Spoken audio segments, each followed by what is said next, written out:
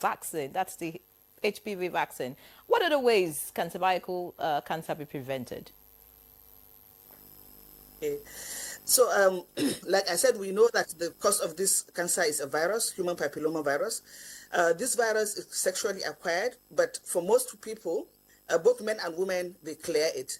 Now, the other thing is that this virus can cause also other things, also in men, but the most important thing it causes is the cervix cancer in women. So, the virus itself, once it gets to the body, there are things that kind of help it. For example, smoking. So we discourage women from smoking, even though smoking is not very common in this country, but there are still some women that smoke. Issues like having infections that will dampen the system, the immune system, for example, HIV infection. And that is why people who are HIV positive, they actually should get more screening because they tend to get this cancer earlier, even in their life, and faster than women who are not HIV positive. So HIV is very important. And like everything, we need to take care of our bodies. We need to understand, women need to understand their vaginal hygienes. They need to take care of their bodies. They need to take care of their feeding. Nutrition is also important. But like I said, the important thing is we need to protect our sexual health. So we need to be faithful to our partners.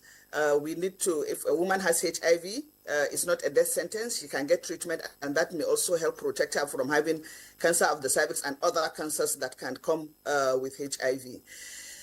But I'll tell you that the most important prevention is awareness. I tell you, if people are aware, when we talk about cultural barriers, we talk about, it's because people are getting misinformed.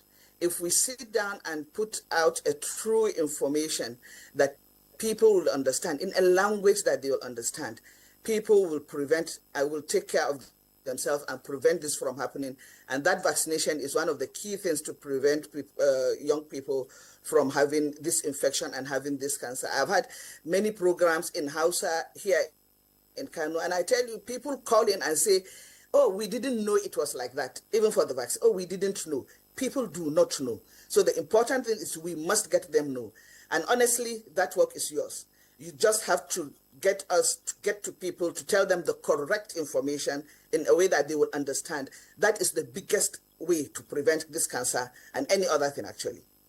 I hope Dr. Adewale would incorporate me and Victor, into this whole scheme. Since you've given us another job, and that's a great one. I'm sure Victor is willing to buy into it. But still talking about prevention, Dr. Seidu, the HPV, does it have an expiry? I mean, if a child of 9, I think 9 to 12 or 9 to 15, give us the age bracket that is supposed to take the HPV, and then when you take it at that age, does it expire much later in life? Do you need a booster dose like happens with some other vaccines? And then the pap smear, where you have to, that women you have to carry out to check, the screening process, is it something that has to be done, say, every 2 years or 3 years? I mean, once you're screened once, does that mean that you're safe forever? Speak about that. Yeah. So for the vaccine, when the vaccine started initially in the early 2000s, we used to give them in 3 doses. And up to now, there is no scientific proof to say people require a booster dose. So now, over time, many researches have taken place, and as the vaccine has started, the children that have started in the early 2000s, they are now young women, they are being followed up. They still do not require a booster dose. In fact, now all studies are tending to show that we actually may require only 1 dose. So from 3 doses, we have come down to 1 dose for the children that are aged between 9 to 14, depending on the country, because you can adjust the ages, but between 9 to 14 are the best ages because most young ladies are not yet sexually active. But there's what they call the catch-up immunization. Now, the government on its side, because of resource issues, they are able to offer free for the girls that are between the 9 to 14 years. But studies have also shown that this vaccine can also be good for ladies who are older than that, up to the age of 26. In some countries, up to the age of 30, But government cannot give that one free because these vaccines don't come cheap also.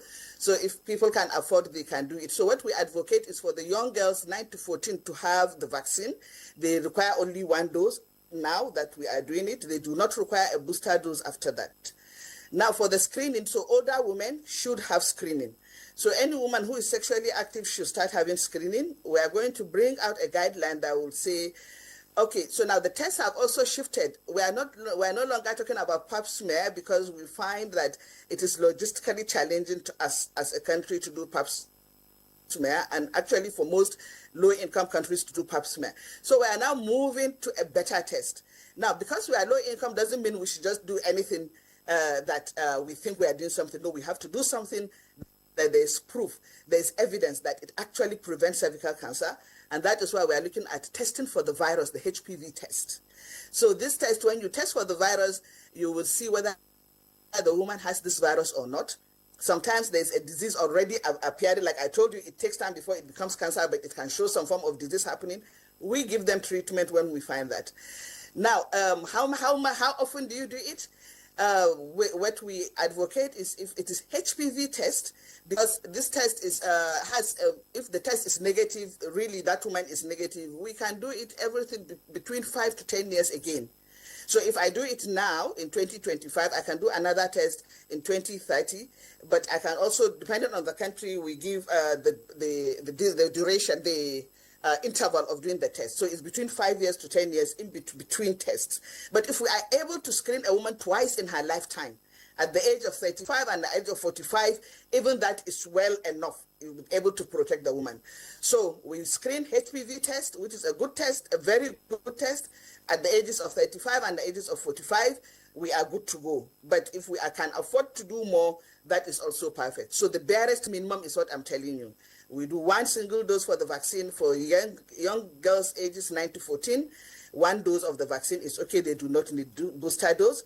And then for the women, we do screening at least twice in their lifetime, and they may not need another screening if all is well. If we find something, of course, they go into the treatment, and then we keep following them up to make sure that they clear the virus and they clear, if there's any disease that needs to be removed, we remove it before it becomes a cancer.